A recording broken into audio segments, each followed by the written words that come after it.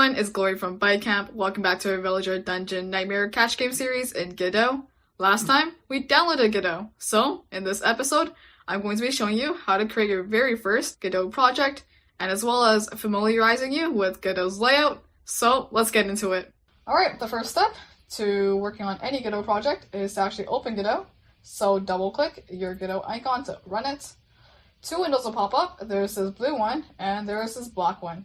Do not, I repeat, do not click this X button, or else the whole Godot program will close. Any unsaved work you had will disappear forever. Alright, let's open it up again.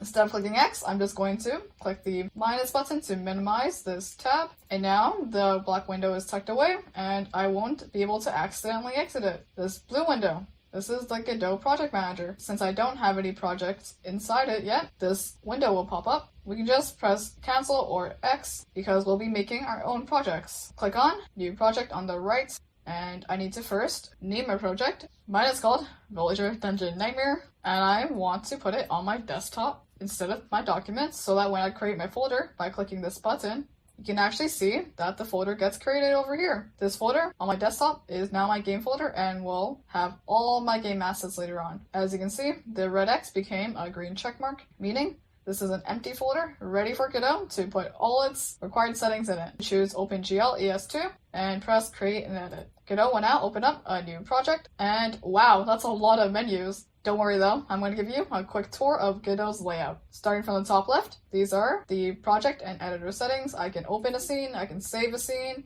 I can change my project settings, I can export my game, and right underneath it is the node tree where every active part of our game will be listed here. We don't have anything yet because there's nothing inside our game, so later on when we need to add stuff into a game, we'll be pulling stuff from the file system where all our assets are located. Everything here is inside the game folder I created earlier, so that's my folder that I created earlier in my desktop. And now onto the middle section. I'm going to start at the top. These tabs are my workspace layout, so this right now is a 3D layout.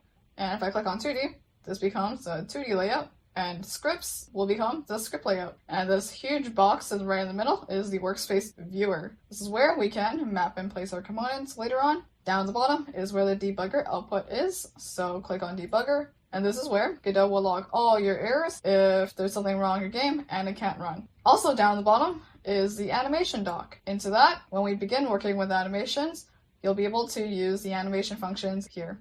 On to the right side of the screen, up at the top right is where we can play and test our project. So the first one, the play button, plays the entire project. Whatever is set as your main scene will run first, but if you want to play the scene that isn't your main scene, you're going to have to use this fourth button, which will play that edited scene that you're currently working on. And finally, we have the inspector panel. This is where a node's or game component's pre-built features and settings are shown, which you can change later on. I know everything looks pretty empty so far, but once we started making our game, everything I've said will visually make sense. Alright, that's the Godot layout. Now you know how to create your own project.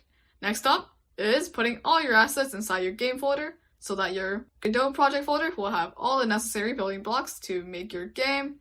So make sure to check out the next video and subscribe to this channel.